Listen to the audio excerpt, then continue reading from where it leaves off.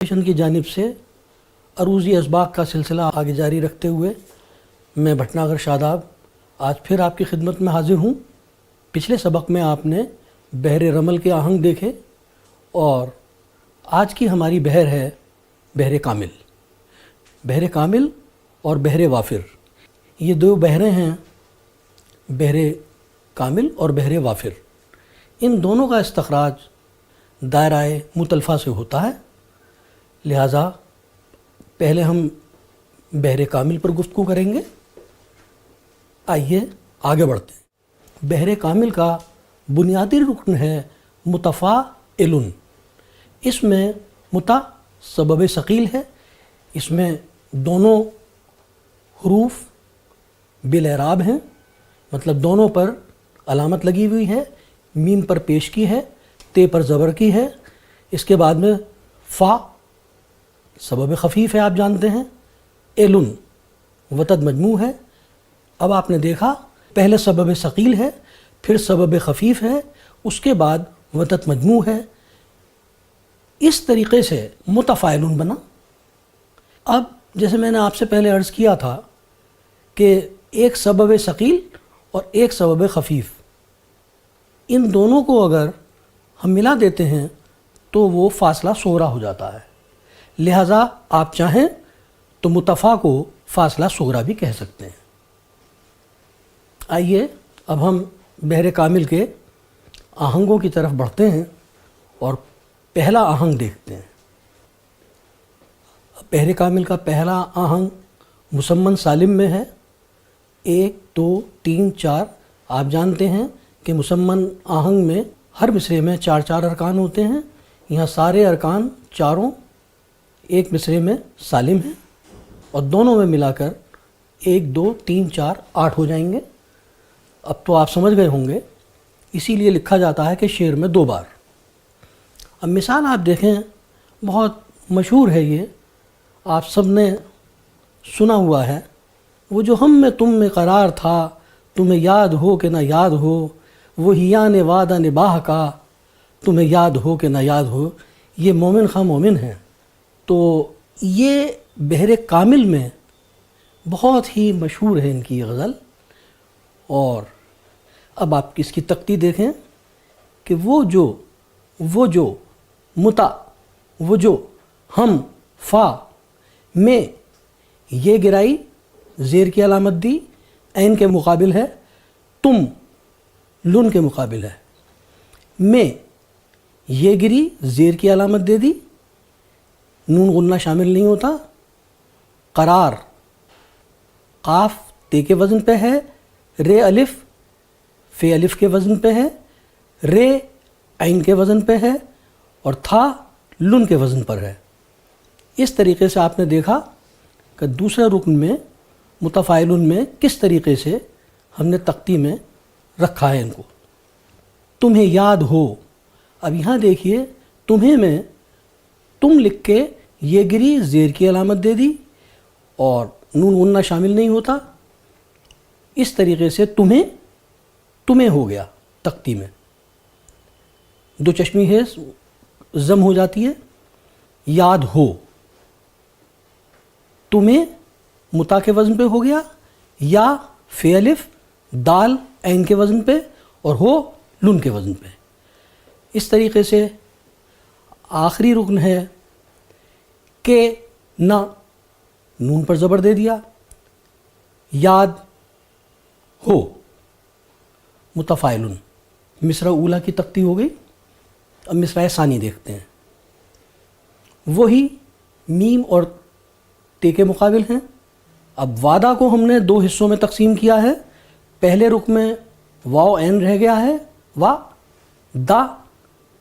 دا کی علامت آ گئی زبر کی اوپر، نباہ دال میم کے وزن پہ ہو گیا، نباہ تے فے الف عین کے وزن پہ ہو گیا، اور آخر میں ہے کا، وہ لن کے وزن پہ ہو گیا۔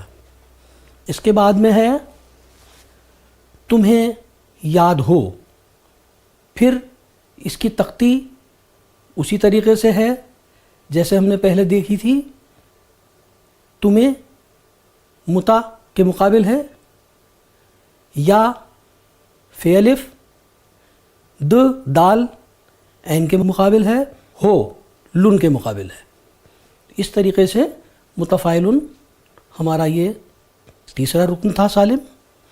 اس کے بعد میں ہے کہ نہ یاد ہو، کاف میں زیر دیا، نون کی ہے گری، لہٰذا زبر کی علامت آ گئی، یاد ہو، کاف میم کے مقابل ہے زیر کے ساتھ، نون تے کے مقابل ہے زبر کے ساتھ، یاد یہ الف فے الف کے مقابل، دال عین کے مقابل، اور ہو لن کے مقابل۔ اس طریقے سے آپ نے دیکھا کہ یہ بہت ہی دلکش آہنگ ہے۔ وہ جو ہم میں تم میں قرار تھا، تمہیں یاد ہو کہ نہ یاد ہو، وہی یعنی وعدہ نباہ کا، تمہیں یاد ہو کہ نہ یاد ہو، یہ میں نے آپ کی خدمت میں پیش کیا پہلا آہنگ، اور یہ ہماری شاعری میں بہت ہی مقبول ہے، اور آپ بھی اس میں طب آزمائی کیجئے۔ آپ کے لیے میں نے سالم، مضمر، سالم کا اصطلاحی نام پیش کیا۔ اب دیکھیے سالم متفاعل، صاحف مضمر مستفعل، جس کے اندر ہم نے تے ساکن کیا ہے۔ اصل میں ضمناً میں عرض کر دوں، حالانکہ زحاف وغیرہ جو ہے وہ ایک الگ سے ہم ڈسکس کریں گے، یہاں صرف اور صرف آپ وزن بتانا مقصود ہے، لیکن یہاں مناسب ہوگا کہ میں آپ کو یہ بتاتا چلوں کہ اضمار زحاف جو ہے، جس کے عمل کے بعد اس کو جو ہمارا رکن بچتا ہے اس کو ہم مضاعف رکن کہتے ہیں، اور وہ مضمر ہے۔ یہ زحاف عربی عروض سے ہے، وہاں مشتمل ہے، اور بہت شروع سے ہی ہے وہاں پہ، کیونکہ وہاں تسکین اوسط اور تخنیق ان دونوں کا کوئی ان کو علم نہیں تھا، نہ یہ ان کے ہاں پہ رائج تھا، لہٰذا انہوں نے مستفعل کرنے کے لیے ایک اپنا زحاف بنایا اور اس کا نام رکھا اضمار، اور اس کے مضاعف کو مضمر کہتے ہیں۔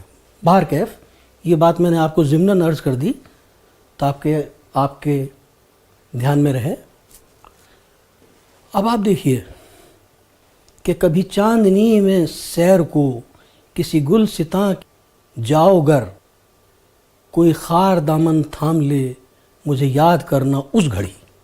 اب آپ دیکھیے اس میں پھر وہی ہے، متفاعل مستفعل متفاعل مستفعل، کبھی چاندنی متفاعل، میں سیر کو مستفعل، کسی گل ستاں، کاف متحرک ہے، سین متحرک ہے، میم تے کے وزن پر ہو گئے، یہ فے الف گل ہو گیا، ستاں یہ ایلن ہو گیا۔ اس کے بعد میں ہمارا آخری رکن ہے، چوتھا رکن، جس کو ہم مصرع اولیٰ کے آخری رکن کو ہم آپ جانتے ہیں عروض کہتے ہیں۔ اس میں پھر ہم نے مستفعل ہے، کی جاؤ گر، کی مس کے وزن پہ ہو گیا، جا تف کے وزن پہ ہو گیا، اور عین کے مقابل پیش حمزے پر ہے، اور گر لن کے مقابل ہے۔ مصرع اولیٰ کی تختی آپ نے دیکھی، اب مصرع ثانی دیکھتے ہیں۔ کوئی، اب آپ ایک بات نوٹ کریے کہ کوئی جو ہے اس کا تلفظ اس طریقے سے بھی ہے کہ آپ کوئی کر دیں، اس کو کوئی نہ کہیں، کوئی بھی کر سکتے ہیں، یہ بھی رائج ہے۔ لہذا شاعر نے متا کے وزن پہ لانے کے لیے کاف متحرک میم کے مقابل، حمزہ زیر کے ساتھ سین کے مقابل، خار تف عین کے مقابل، دال الف دامن کا یہ لن کے مقابل۔ اب آپ دیکھیے ہم نے دامن کو دو حصوں میں تقسیم کیا، پہلے رکن میں دا رہ گیا، دوسرے رکن من آ گیا، تھام مستفعل، تھام لے مستفعل، مجھے یاد کر. اب یہاں پہ بھی ہم نے کرنا کو دو حصوں میں تقسیم کر دیا. تیسرے رکن میں کر ہے اور چوتھے میں نون الف ہے، نا آ گیا مس کے مقابل، اس تف کے مقابل. کوئی اس وزن پر بھی ہم نظم کر سکتے ہیں. یہ دیکھیے کہ جاؤ. اب جاؤ جو ہے وہ مستفعل میں کی جا مستف ہو گیا. اب یہ جو واو ہے اس پر حمزہ لگا ہوا ہے تو پیش کی علامت دے دی تو یہ عین کے مقابل ہو گیا. اس طریقے سے آپ نے کوئی اور جاؤ ان کی تختی بالخصوص میں نے آپ کو تفصیل سے بتائی تاکہ آپ کے یہ نقطہ ذہن میں رہے. اس طرح ناظرین ہم نے بحر کامل کے بے حد مقبول دو آہنگ سمجھے اور دونوں آہنگ آپ کے سامنے ہیں. آپ ان آہنگوں میں چاہیں تو طبع آزمائی کریں. اب بحر کامل کے اس سبق کا اختتام ہوا چاہتا ہے.